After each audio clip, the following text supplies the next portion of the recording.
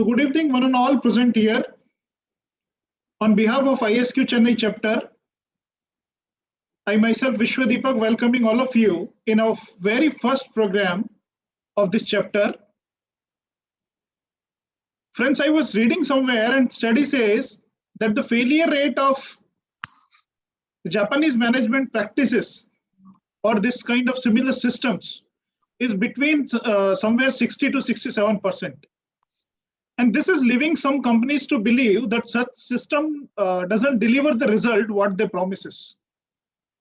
Though this 33 to 40% of success rate may not appear substantial, but many organizations have successfully implemented such systems and got benefited. So what is the differentiating factor which determines the success or the failure of such initiative or practices?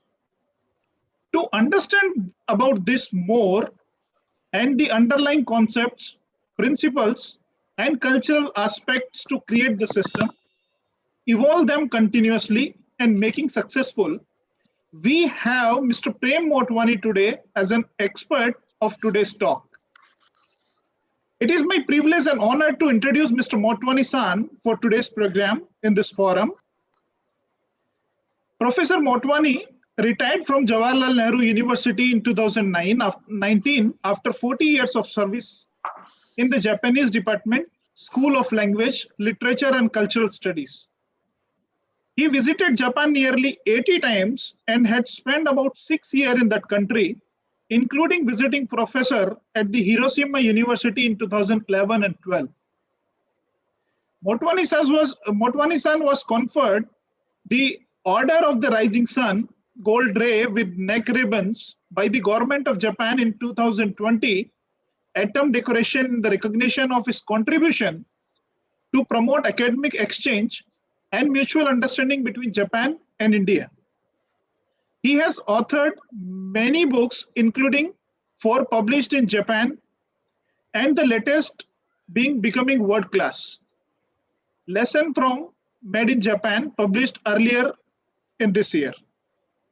With this, I am again welcoming Motwani-san in this program and all of you. And now, with these words and introduction, I am handing over this session to Motwani-san. Before that, sir, I'll take a minute. I'll request Mr. Nandakumar to note down the question answers so that we can utilize those questions in our Q&A session. Sure, I will do that. Yeah, thanks. Yeah, thank you. Thank you very much, sir. Over to you, Motwani-san. Yeah, thank you, Vishwa. Good evening, everybody. Am I audible? Yeah, good evening, sir. Yes, you are, sir. Okay. So I'm grateful to ISQ Chennai chapter for this opportunity today. I believe majority of those attending today's webinar are practitioners of Japanese management practices or theoretically familiar with them. So before I start, I would like to ask everyone, those who can do it, to rate on a 10-point scale to what extent Indian manufacturing companies have utilized Japanese manufacturing practices to good effect. So kindly, put it in the chat box that on a 10-point scale, where do you rate? Although majority of you may be familiar with the principles and philosophy behind Japanese management practices, to set the context, I would like to recap them in the first few slides. And also please pardon me for some amount of generalization, but I'll be giving my candid views on the subject. And kindly note that I'm using Japan as a reference point. So, I mean, I have seen many companies in Japan at different levels, say for even JQM companies in Japan, and of course, JQM companies in India. Similarly, for TPM also, we have, I've seen world-class companies during each of my visits to Japan. So I'm making comparison based on what I saw in Japan and what I've seen in India. Okay, so I would like to share my presentation. Yeah, you can do that, sir.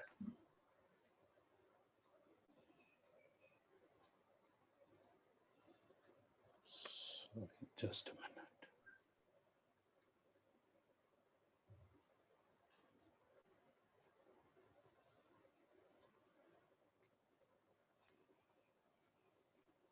Sorry, there is.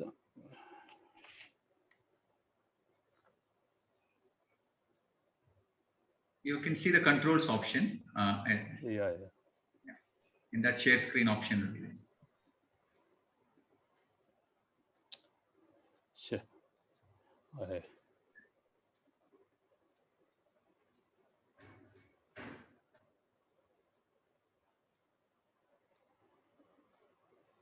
Just sorry.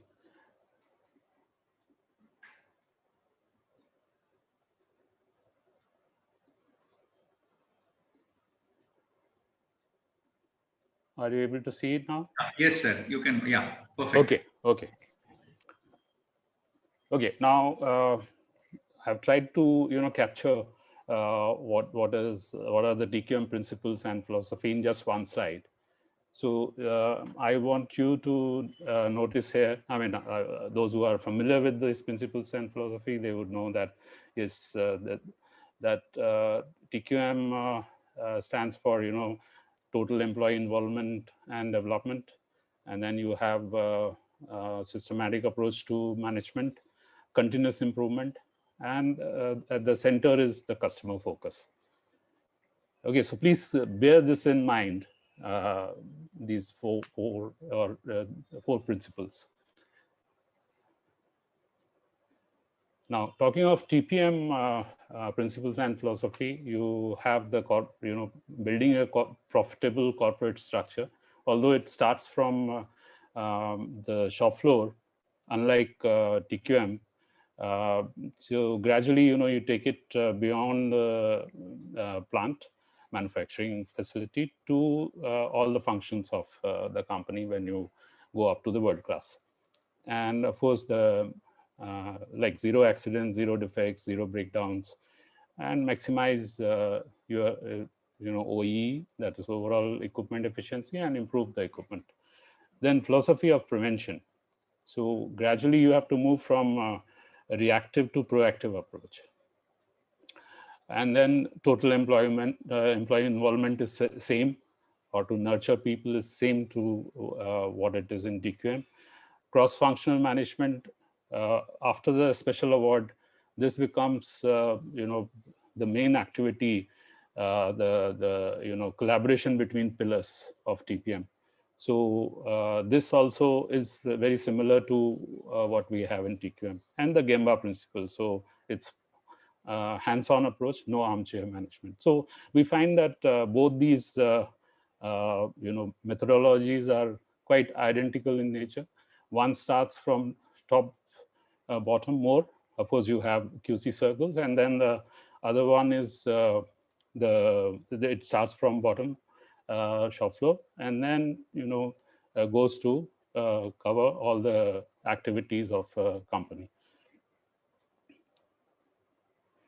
And based on these two methodologies, we have a working model which is TPS.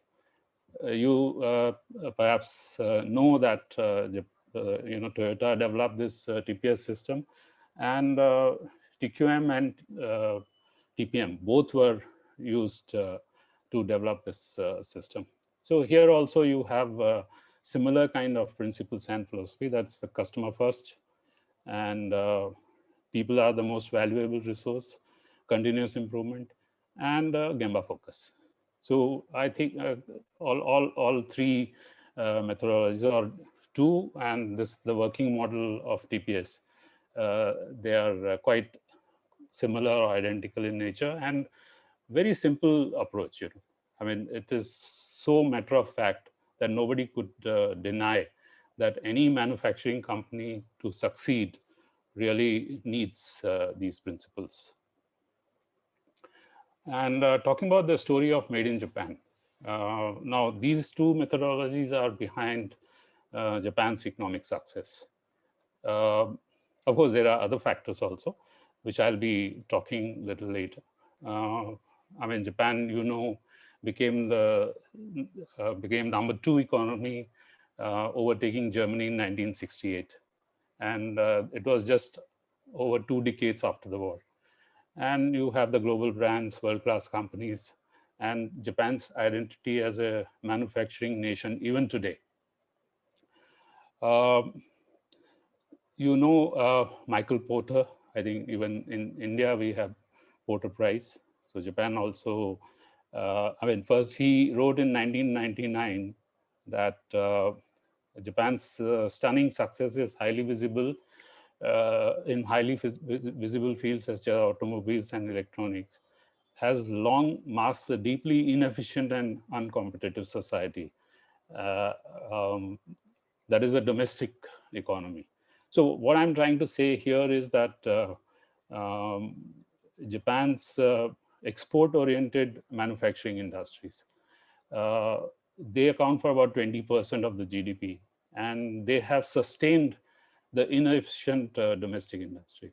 So, that is a different subject altogether, so I'll not be going into details of that. But all of us know that Japanese economy has not been doing well for the last 30 years. But then, having said that, their manufacturing industry still, sustains the inefficient domestic industries. So that is primarily the main reason behind JMP's, popularity as best practices in over 50 countries across the world. Now, some features of the Japanese approach is the strong collaboration between government, industry, and academia. Perhaps those who are familiar with the Deming know that all the auditors for Deming audits, they are university professors. So basically, that's how they bring in the new knowledge, and they also have worked over the years as consultants, and the industry benefits. So that kind of a system, in India, ideally should be there, but then I think we really lag behind in this respect. And then long-term planning. So like catch up with America. That was the main goal of the Japanese manufacturing industry. And rest, I think so I don't need to delve into details. And then all of us are familiar with Japanese, public organizations, just as JUSE, JMAC, JSA, even, and we have Productivity Center. They have basically, they are responsible for carrying out education and training involving the academia, and then through publications. So, this part also, I'm going to later on, once again, capture in little more details that we really lack here also. And then dissemination through Keiretsu. Keiretsu is the, the group companies. So like you have Toyota, and then you have hundreds of companies within the group. So you have the Keiretsu in Japan. Of course, the post-1990, the post-bubble economy, they have become the stumbling block for Japan in a way. But then in the initial years after the war, or what initial, I would say till the 1990s or so, they were really responsible for dissemination of the know-how that was acquired by the parent company. Now, like, TPS is a classic example of this, that TPS, Toyota went for Deming in the 60s, then JQM in 1970. In between, they even Toyota Group Company then so developed TPM, and even Toyota got the TPM certification in 1967. So basically, what they did was that they developed this TPS based on these methodologies. And then we know that what this parent company does is that they go and install this the system with in the group companies. So their vendors also have this same system installed. So it is another area where I feel that our Indian manufacturing companies have really lost the plot, I would say. Now, then there is this strong TWI. Now, training within industry is, those who are familiar would know that it was an American system which was used during the Second World War to boost production. Now, after the war, this was totally forgotten by the Americans, but then this was utilized in other countries to revive the, say, economy, like in West Europe. Even in Japan, this was brought as a part of training during occupation of Japan. So interesting thing is that this TWI system is part of it is still being used by Toyota, and actually in about 10, 12, 15 years ago, many Japanese American companies, they re-imported the Japanese training system under the TWI into America because they had forgotten about it. So Japan still has a very strong TWI which exists there. And then you know that it is lifelong training for all employees. In Japan, they say that manufacturing is all about human capital building. So we know that the Japanese systems, in any company, you have a very strong, lifelong training as a part of various projects. So what you have is that like JUSC, JMAC, or JSA, they have training programs. Like JUICE has a program on QC, which is a basic course on QC. And for one week, it's a 6-month course. 1 week, it is at the JUSC, and 3 weeks, people are supposed to go back and implement it and come back the following month for 1 week and share whatever they learned when they implemented it, what kind of practical problems they face. So there is a tremendous, cross-learning opportunity in Japan because of this system. Then CSR in Japan, I'm talking about earlier years, things have changed to some extent, but I would still say that in manufacturing, things have not really changed so much. You have lifetime employment. So CSR for Japanese companies is lifetime employment and employee welfare over profits. So their first goal is to take care of their employees. And then they have certain very unique system of job rotation, regardless of your specialization. And that leads to cross-functional management, which I think is a stumbling block in India. Again, I'll be talking about it later. And then Japan does not have any lateral hiring. Actually, Mr. Abe in 2017 or 18, I think, asked the large companies to take people who want to change their job within first 3 years. So you have a trend in Japan that the youth, they join a company and then they want to change their job, but then they are not able to find jobs in large companies. So despite the government initiative, this particular thing has not succeeded in Japan. So still, you have this no lateral hiring system very much alive in Japan. Then there's no armchair management I talked earlier, and then push the envelope all the time. Now, what I mean by push the envelope is given on the next slide, that way back in the 50s, this was the policy that first machine is imported and the second one must be produced domestically. So those days, Japan also had this foreign exchange crunch, and foreign exchange was given on priority basis to import the technology or the industrial machinery.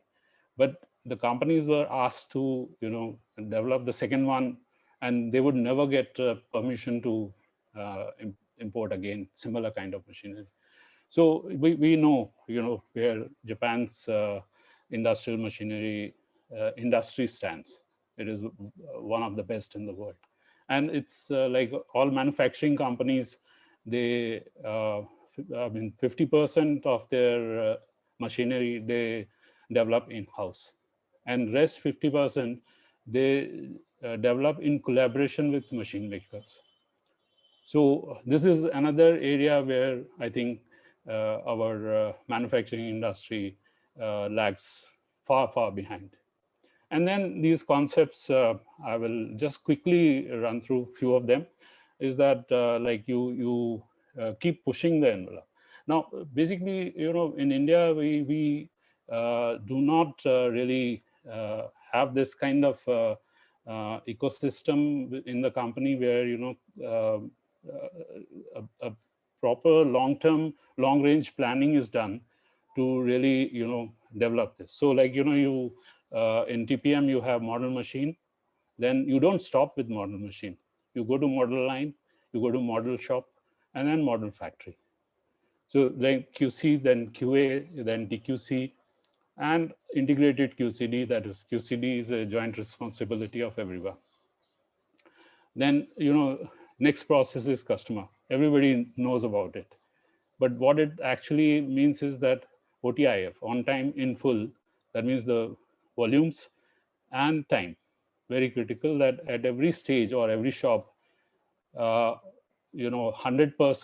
OTIF needs to be achieved. Because only then you can really achieve this,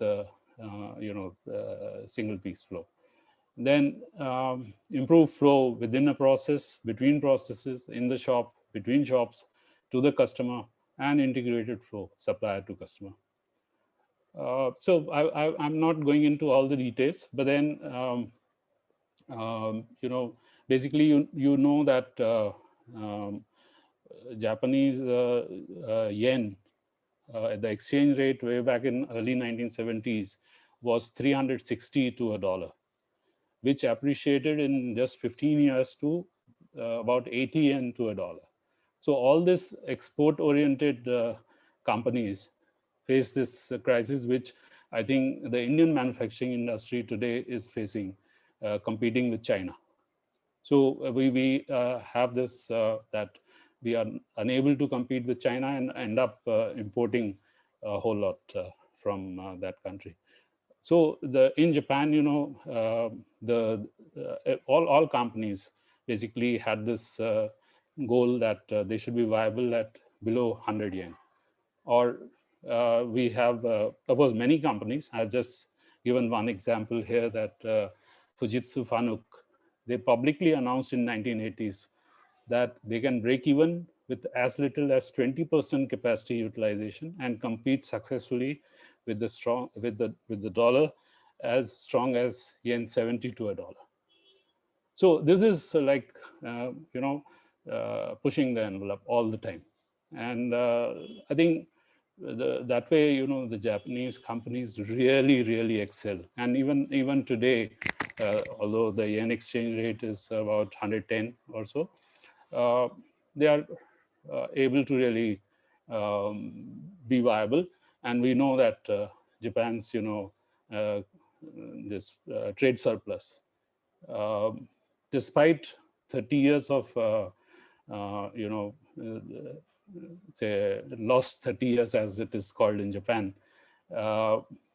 they have had trade imbalance or trade deficit first time in 2011 when this East Japan great earthquake happened, and then for a few quarters after that. Now, what is the, world-class journey? Say in TPM, it is, you know that 5 stages are there. So you have part 1, part 2, part 3, which is divided further into 5 levels of awards. So you start with defensive TPM. That means continually move towards elimination of host deterioration and achieve highest quality, lowest cost based on total employee involvement. And then this is typically like the excellence and the consistency award. And then you go to part 2, which is aggressive TPM with sublime goals. So as I said, be viable at say 80 yen or 100, below 100 yen is a sublime goal. And you aggressively go for achieving those targets. So what you do is that you apply TPM deeper and widely, and go from manufacturing cost to product cost. And then part 3 is advanced special and world class, where it is innovative and creative TPM. So you aim to be one of the best globally by innovating the business process end to end and set yourself apart from competition. So basically, whether it is JQM or it is world-class manufacturing, it's all about performance measurement and performance management at the individual company level, industry level, and the national level. So basically, I mean, my analysis is that at the individual company level, maybe a lot of companies have benefited from these GMPs. But when it comes to industry level and the national level, we lose the plot. And then, of course, we have this in world-class journey, you have creation of indigenous knowledge, know-how, and the human capital. So typically, when the Japanese come for audits, they want to see that how have your people grown, say, in a 10-year span. So they would, at all levels, it's not just middle management or senior management, it is even shop floor that they want to see that how typically an operator in 10 years has advanced in his career. So again, here that we tend to really lag, it's a stumbling block for us. And then establish sustainable competitive advantage. So these are, just in brief, I have captured here. Now, let's come to the GMPs in India. As I said in the beginning itself, that there is some amount of generalization. So please pardon me for that. There is direct adoption, which started by Suzuki and Honda coming here and their vendors coming and entering into joint ventures with companies. So it was B2B basically. And then indirect adoption, that is B2C, happened when Indian economy opened up in early 90s, and the Indian companies started doing it soon after that. So under a consultant, they started practicing or introducing these GMPs. I would say there's a big gap between direct and indirect adoption.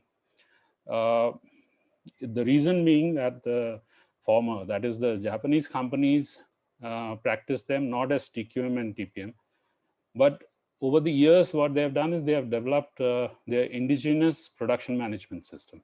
So like Suzuki doesn't talk about TQM or TPM, even in India.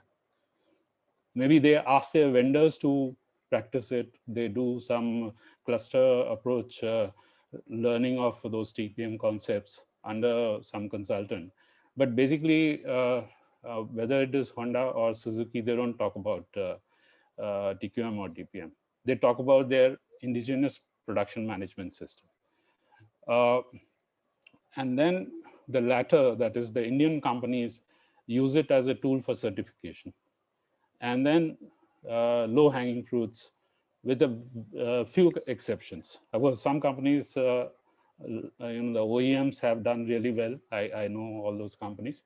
But then I would say 90% plus companies. Earlier, Vishwa was talking about 67%. I would put it at 90% plus, that they use it for either certification or low-hanging fruits. So That is the basic difference. But then both Japanese and Indian companies in India hit the cultural roadblock. Now, what is that? Now, first, let us see the status of TQM in India. We have,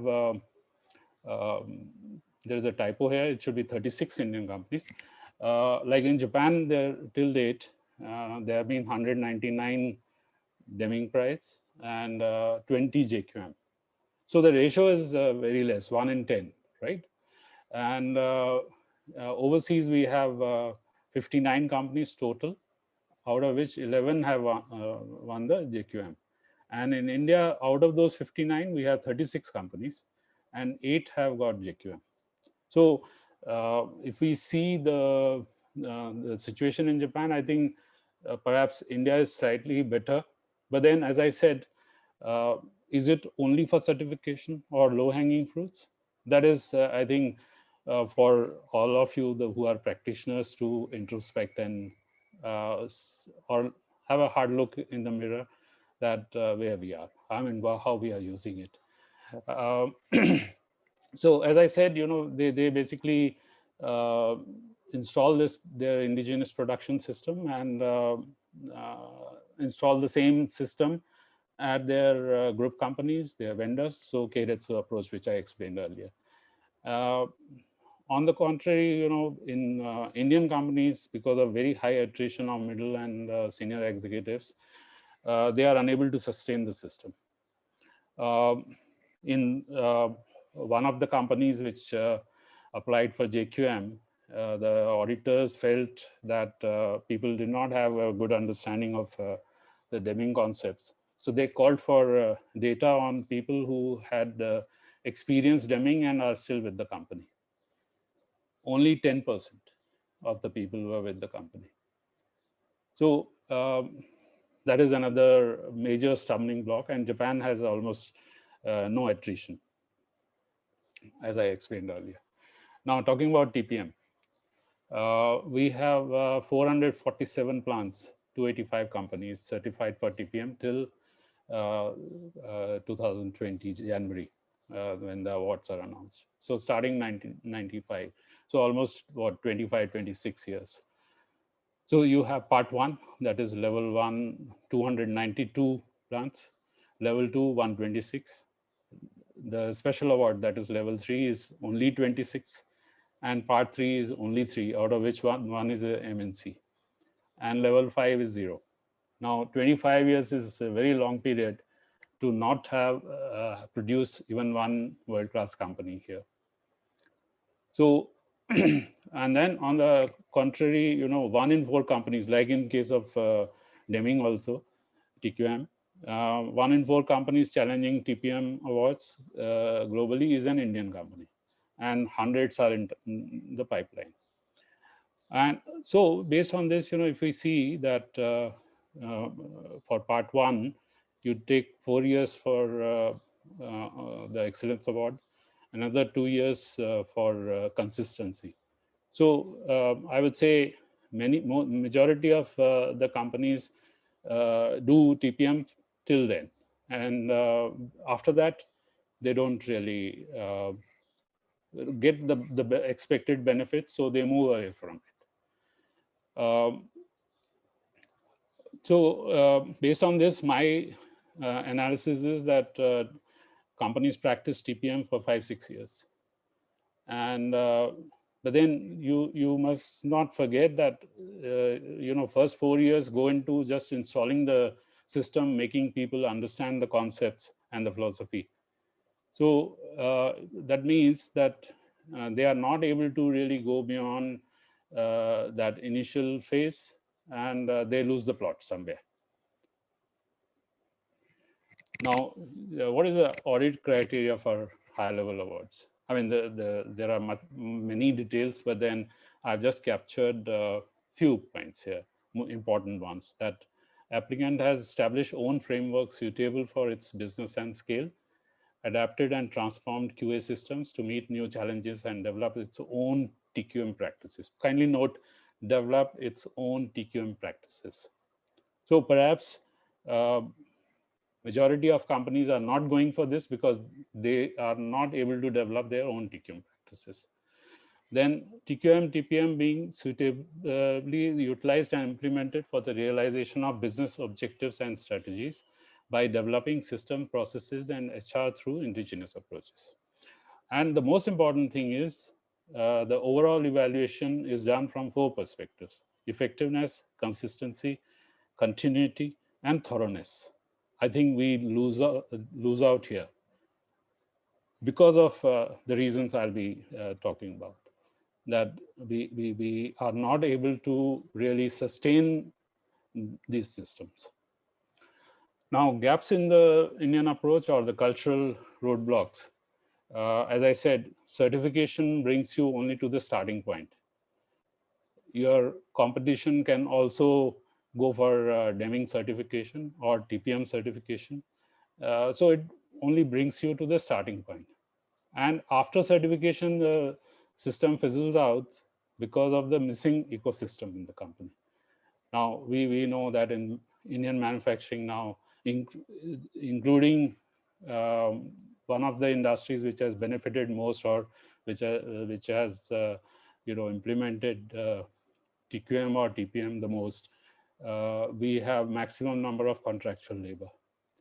So then lack of empowerment of blue collar, high attrition rate of managers.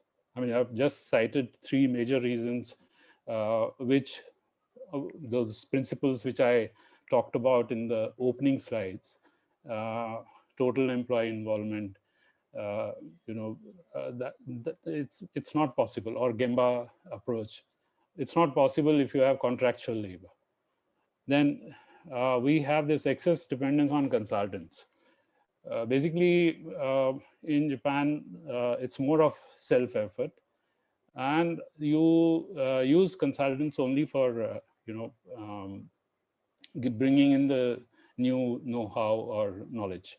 So here again, as I said, because of the high attrition rate of managers, we have this situation of excess dependence on consultants. Then the short-term perspective. Ideally, I would say India should be like Japan had catch up with America. We should be talking about beat China in QCD. But are we? Nobody, at least I have not seen any debate on this. Then lateral hiring. Now, it really breaks the continuity of management initiatives. And we know that in India, the moment you get certification, people who have exposure to these methodologies, they are the most sought after, and they change. So that is another stumbling block for India. And then attaching importance to formal education and certification. See, we keep talking that our formal education is too poor, or we go for lateral hiring because people have those qualification in their CV. They have certain things, but then if you do not have the ecosystem, they are not able to implement that knowledge.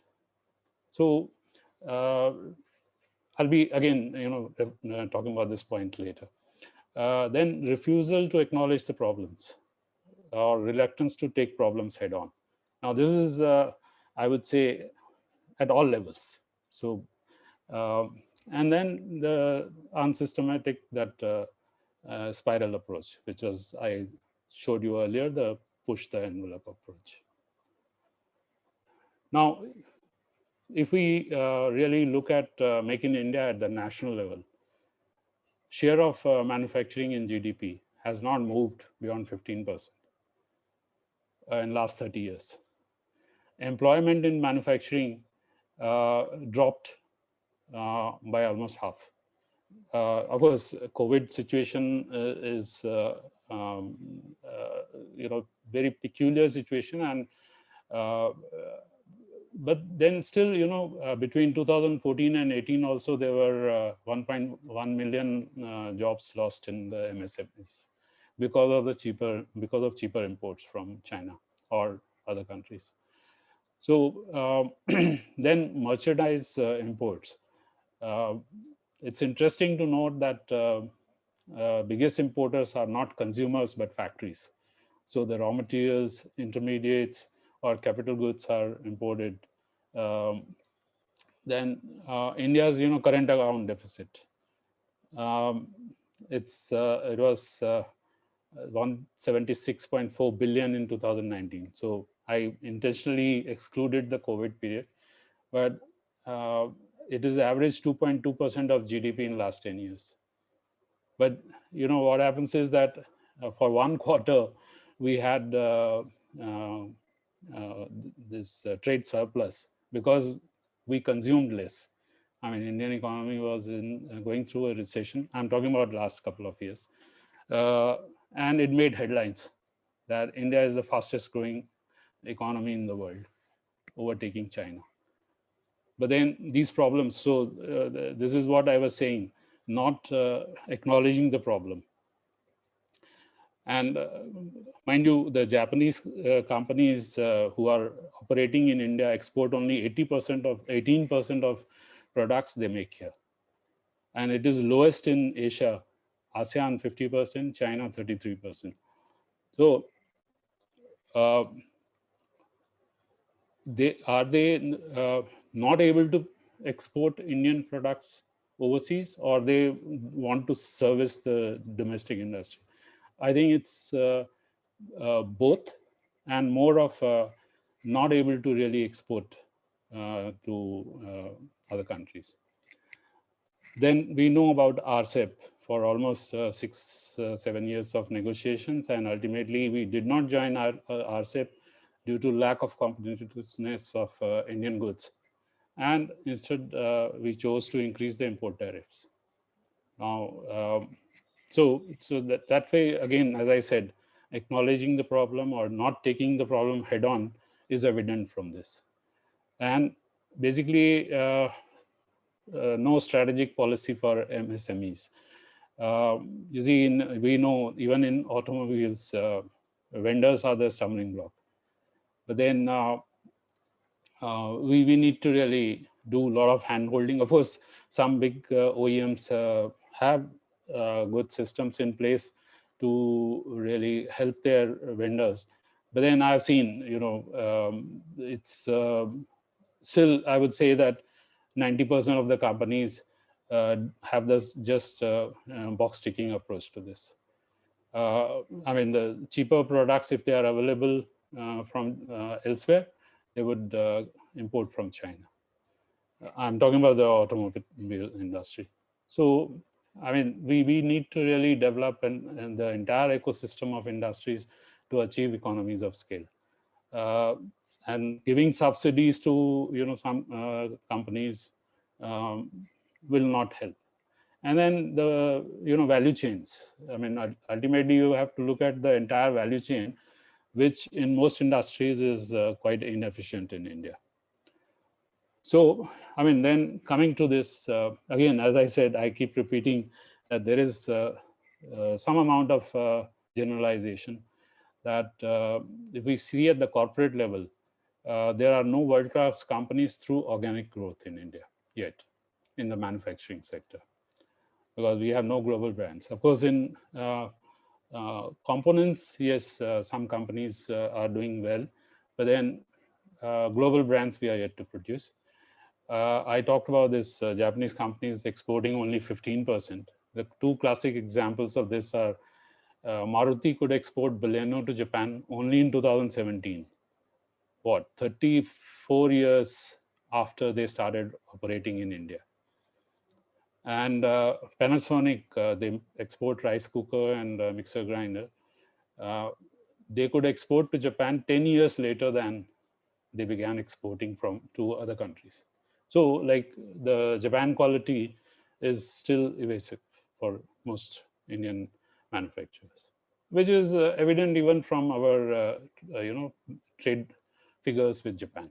We continuously have current account deficit with them. And we should not forget that these companies are MNCs. So that means they have their Japanese systems in place, but then they also hit the cultural roadblock, which I talked about. Then we somehow have chosen to be, low cost manufacturing base. So going forward, 60% of the shop floor jobs will be automated. So there is no future for low cost manufacturing unless we really develop, improve our productivity or innovation, without which I think this low cost manufacturing has no future.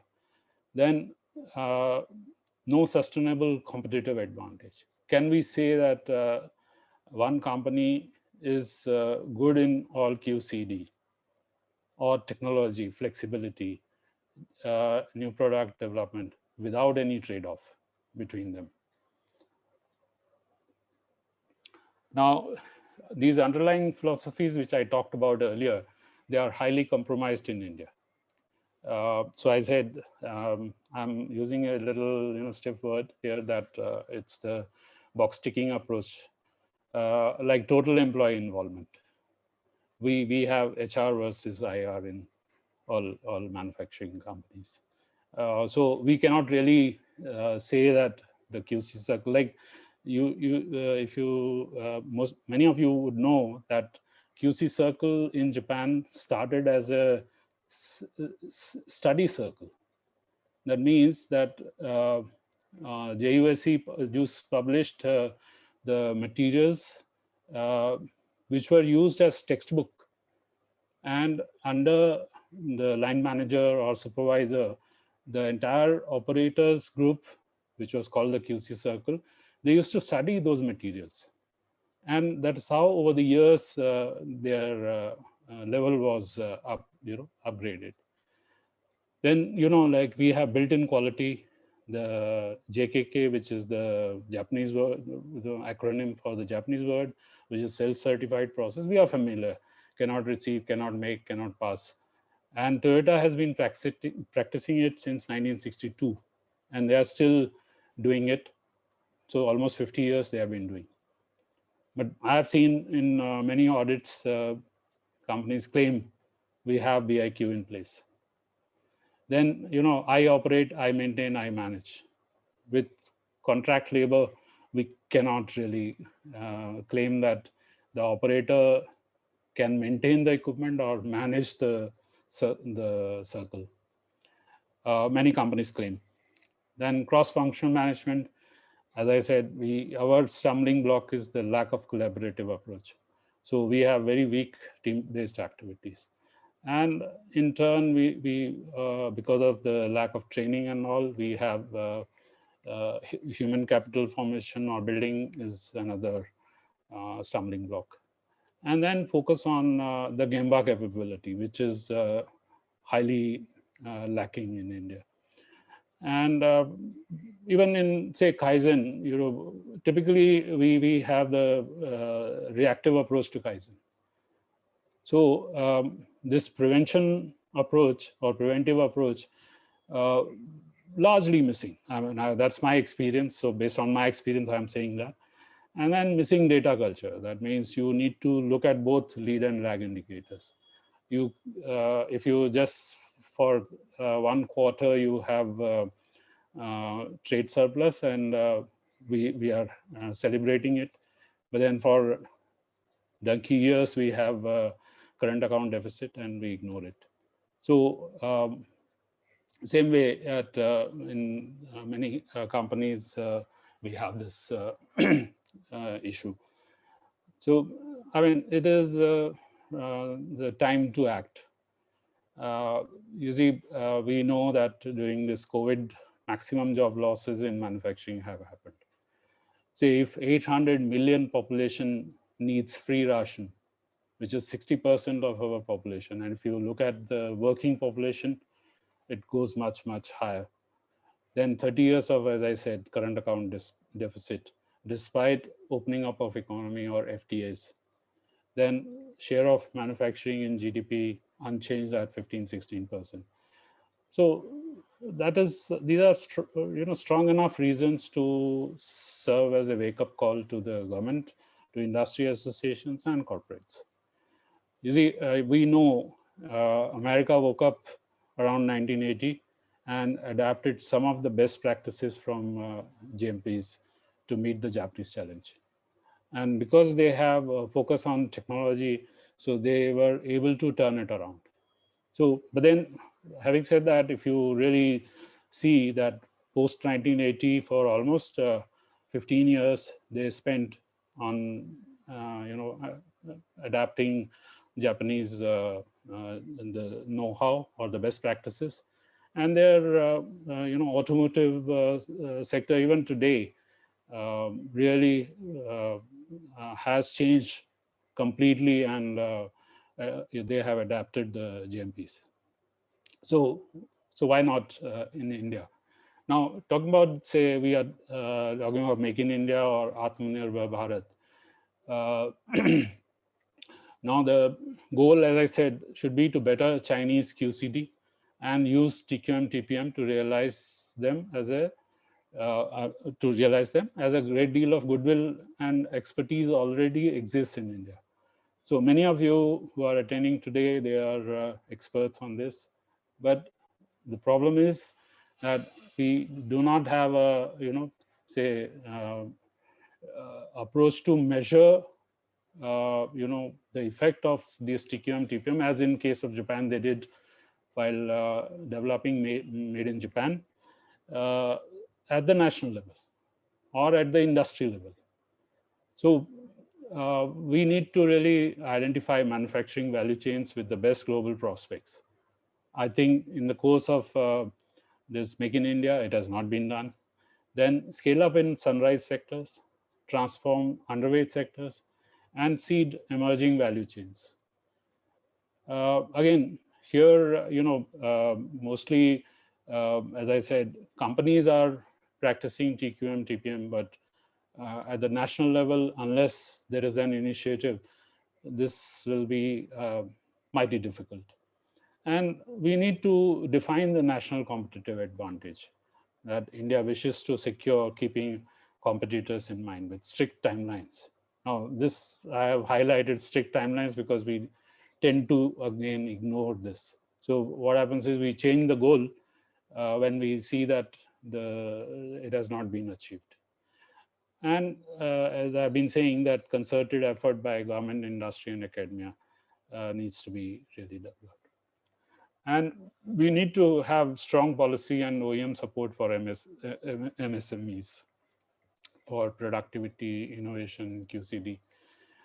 And then I strongly feel that for total employee involvement, we need to tweak the HRM practices, which I think some companies have done. But then I would say that these are not really enough what has been done, because I still feel, I mean, that's evident from the large number of contract workers in the automotive sector, which claims that it has transformed the landscape based on the GMPs. So HR versus IR or total employee involvement, career growth opportunity for blue collar is highly wanting. And strong industrial training, that is, as I explained earlier, blend of external and internal, plus lifelong training using Japanese ODA. I mean, basically, in India, the problem is that who will really pay for it?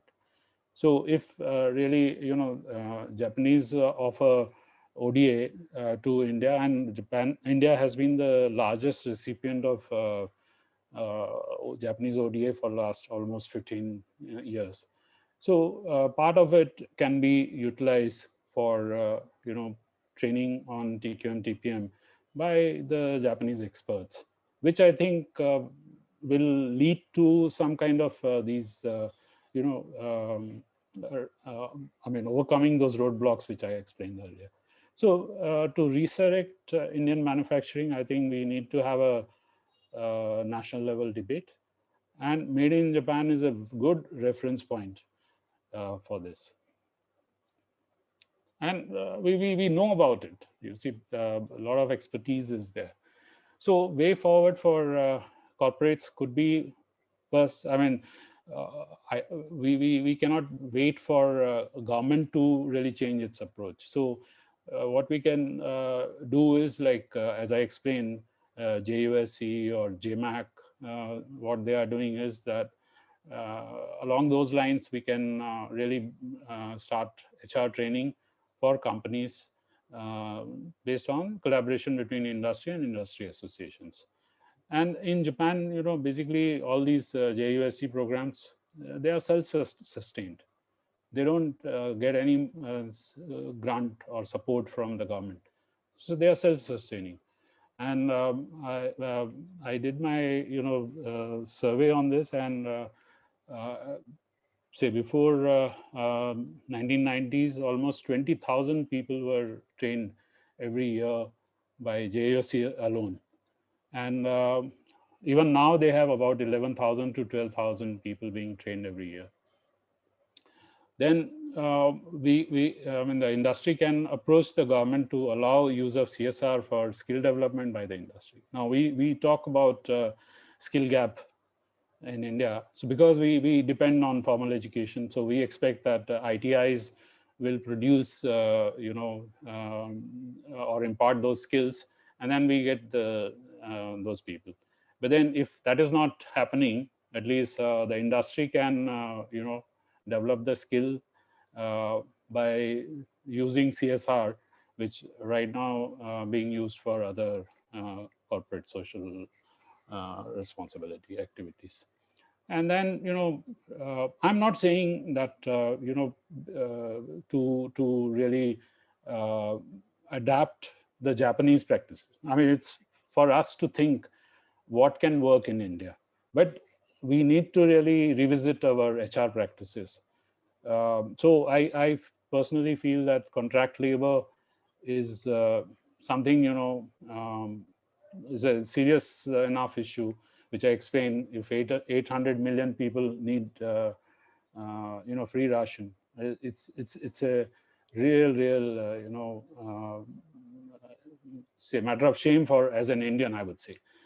And then, career growth opportunities for blue collar team-based activities. So that can be, I would say, that's achievable, So if we reduce lateral hiring and give them opportunity in cross-functional projects for varied experience, because basically why middle management, changes job.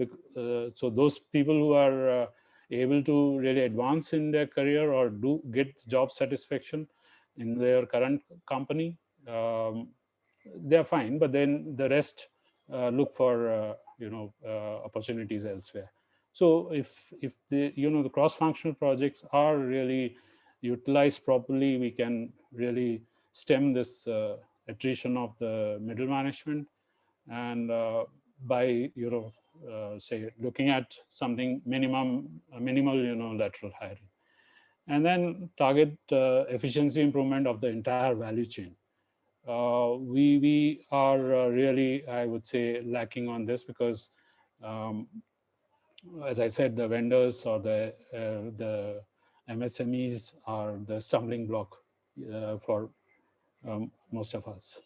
Then, another very important activity which I feel in India is lacking considerably is the cross-learning across industries. We do not have good publications of best practices. In Japan, you know that this TPS.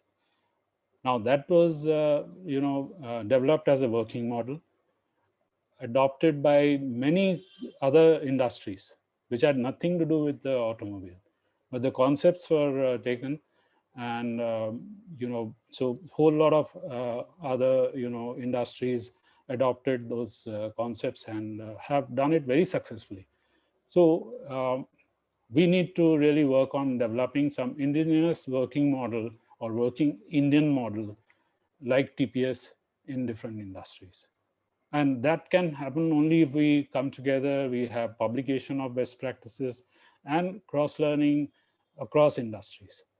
Mind you, in JQM, one of the, audit criteria is this, that whatever know-how you have, how much of that is available, you have shared in the public domain. So this is even in TPM, for advanced level awards, those technologies which you have developed indigenously, to what extent you are willing to, share with others as best practice. So that is one of the criteria for advanced level, awards. And then we need to really define our competitive advantage. So develop indigenous technology and solutions, because we tend to buy buy the technology, buy ready-made solutions, which again will not really help. Then talking about Japan's role in Indian manufacturing. Both the governments have implemented various projects since 2016-17 to contribute to Make in India and Skilled India.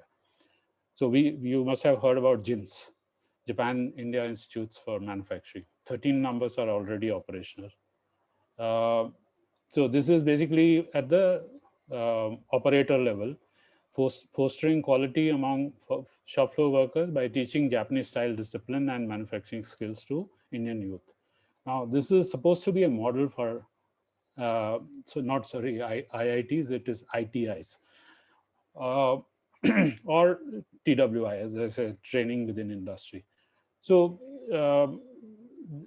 it is up to us, or up to the industry associations, to really take it up and set up those ITIs along, because we always say that ITIs, whatever they produce, they are unemployable. So we have a model which is, 13 numbers is a good number, which are already operational. So, we should utilize this as Japan utilized TWI from America. And then we have at the next level, JEC, the Japan Endowed Courses. 5 universities, they have started this to develop human resources at the middle management positions in the manufacturing industry by having them acquire the concepts and skills of Japanese style manufacturing. So this is going on for last a few years. Then we all, I think, who are in the industry would know VLFM and VSME. The earlier one for large companies, visionary leaders for manufacturing. And the latter one is for the SMEs. And since 2010, very large number of people have been trained. But how the knowledge that they've acquired, is it just going into their CV, or it is being utilized? It is for you to really have a hard look in the mirror. And then ongoing, we have various AOTS, HIDA, and JICA programs. Many of your people participate in this. But the end result is like that, as I explained earlier, that at the national level or industry level, we have not been able to translate it into success stories. So these are the hard issues that we need to really look at. So this is basically what I've been in last 25 years, since the TQM and TPM audit started. I've been involved in majority of them, and I've seen Japanese companies, I've seen Indian companies, and so I felt that after post-retirement, I thought I should pen it down. Although I had started working on it for for a year or so before that. So during this COVID time, I got enough time or no distractions to really complete my book, which was published earlier this year, which explains to you, basically how Japan from the scratch, they developed this Made in Japan and created world-class companies. And also, these issues that I just talked about, which I have seen in the Indian companies, how they can be, tweaked to really, adapt those practices in India. So I think that is it from my side. So I can now, take questions. Wonderful, wonderful, sir. Motwani-san, thank you very much for this insightful sharing. And very interesting questions are waiting there in chat box. So I'll request Mr. Nandakumar to take up those questions, and we can get clarification from Motwani-san. Nanda-san, please. Thank you. Thank you, Professor, for a wonderful session. So let me begin with, I have about 7 or 8 questions, but I've just pick up the top 3 for paucity of time, and then probably the others we could probably take it offline with the concerned participants. No, first, sorry, if you could tell me, what is the score given by Okay. the question that I had put to the audience. Let me look at the chat box and then. Actually, sir, it's ranging between 2 to 6. Maximum is 6 actually. Okay. Okay. Good that you remembered that. Yeah. Now I can understand your intentions very clearly. No, basically, I've been doing these webinars after this book has come. So each time I ask this question, because ideally I should have done a survey, but then I'm doing this by asking this question. I'm trying to draw my own conclusions based on what is the perception among the practitioners, that way. Right. So let me start shooting the questions now. So first question from Mr. Prakash. So let me read it for you as it is, the same text that he has posted in the chat box. In this UCA world going forward, do you think TWI, which is training within industry, as you said, or no lateral hiring policy can make organization more competitive? So that's his first part of the question. So in the UCA world going forward, do you think TWI or no lateral hiring policy can make organizations more competitive? The second part is, does it not restrict or limit paradigm shift thinking? So there are, so these are the 2 statements. And I personally feel that there has to be a mindset change, because we are having that mindset. That is why we think that unless we take the right people from elsewhere, instead of grooming people ourselves. So whether it was TWI, I told you that Japan, imported it, or they were taught by the Americans during occupation. And later on, what they did was they indigenized it so much that the American industry saw a lot of value in the TWI, that they re-imported it back to America. So basically, it's not, say, collective thinking or indigenous thinking. If you really rely on, ready resource. Basically, you see, you are bringing in a new person who brings in new approaches, new, methodology, but doesn't it at the same time become a stumbling block for you because it breaks the continuity? You must have seen, I've seen in many companies, you have people in different functions following different methodologies. So at the company level, we do not have uniform methodology being followed, or there is a sudden break in that. So you have to really see what works. I'm not saying that, okay, we adopt TWI, but then what I mean to say is that we really need to take the problems head on. And if we find that, yes, there is something, there's a gap in the human resource, we develop in-house. We have technology, we must develop in-house instead of buying, solutions from elsewhere. So that mindset change has to happen, really, if we want to succeed. Thanks, Professor. My next question is from Mr. Rakesh Kumar Patel. So according to you, what are the key differences between Japan and India in top management, leadership, thought process, etc.? I think you answered this question indirectly, but nevertheless, for the benefit of this gentleman, maybe if you could specifics. You see, basically, in Japan, 70% of the top management, they are hired employees. That means they have risen from the ranks. So, I mean, in Toyota plant heads, they are, say just high school graduates. And they have been trained in their own, training schools, and then they have become plant heads. So you will find a whole lot of such cases there. So, I mean, on the contrary, a lot of times, the Japanese get criticized that they are risk aversive. So basically, because they are not the owners, they are hired employees. So it has both sides to it. But then it has really worked for manufacturing for donkey years. But let me give you a follow-up question based on your answer, which is not asked by this man, but but we do see success stories of Indian organizations where a CEO comes in from outside and then he turns it around and all that, right? So we do have such case studies also. Yes. We've been taught in business schools, like those are successful case studies. Yeah. But then those are say one-off case, or say some unique examples. But what I'm saying is that we need to weigh that what are the issues we are facing, and see what are the best practices elsewhere.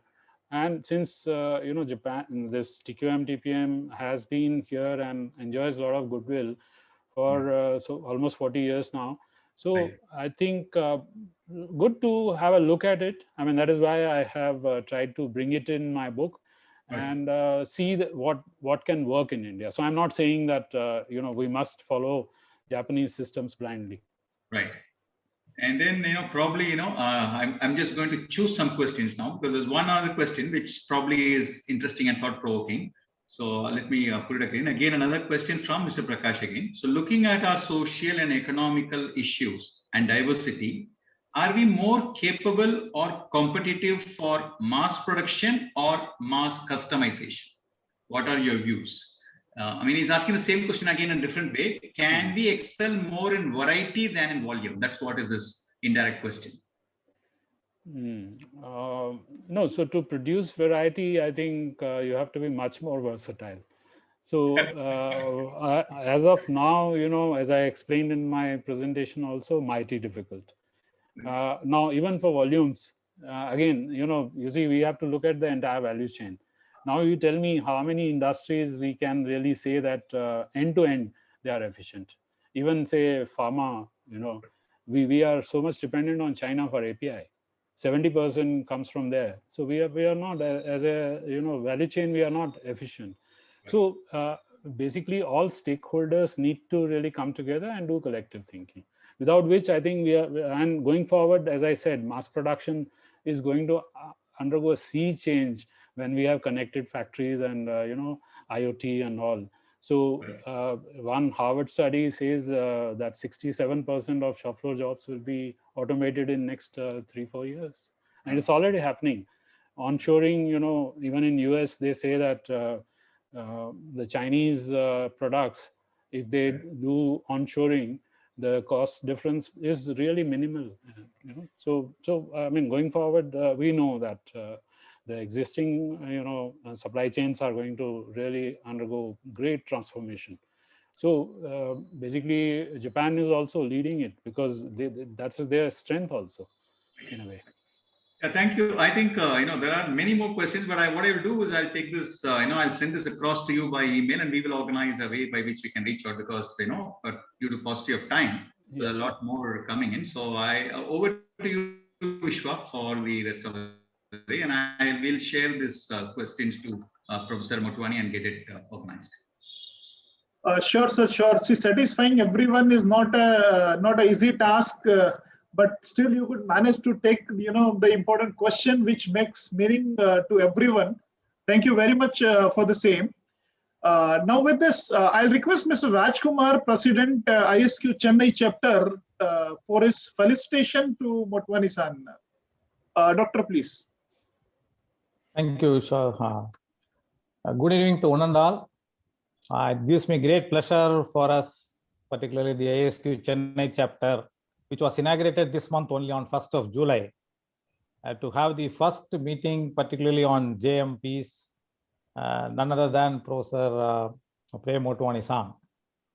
I just want to recollect that some interaction which I had during the Deming examination and followed by the JQM in 2004 and 2011 when I was with the Lowcost TVS. Really, that I think he was much younger that time, and he was very dynamic. I would say he was better than the professors who came, because by the time they give some questions, and professor knows what is that they are asking, and definitely used to tell us how to do that. So definitely with more than 2.5 decades of experience, with the Japanese gurus, and they are not only the Japanese gurus as well as he has worked with many organizations, and he has seen multiple companies, not only automobile, multiple companies. I think when we deliberated that we should do a program based on our objectives of ISQ Chennai chapter, the first program should be one which should be different from other associations, which will be useful to many people. And we also deliberated that many companies go for the sake of award, and they work for the award, and after that they forget it. So we said that we need to have somebody who will come and share his experiences and give us a direction for the people, that we should not work only for the award, that should be for the sustenance of the industry, for the company first, as he said, the industry, and then the nation at a large. And thank you, sir, very much. You clearly brought out the gaps, and rightly so. Whatever you said is absolutely correct.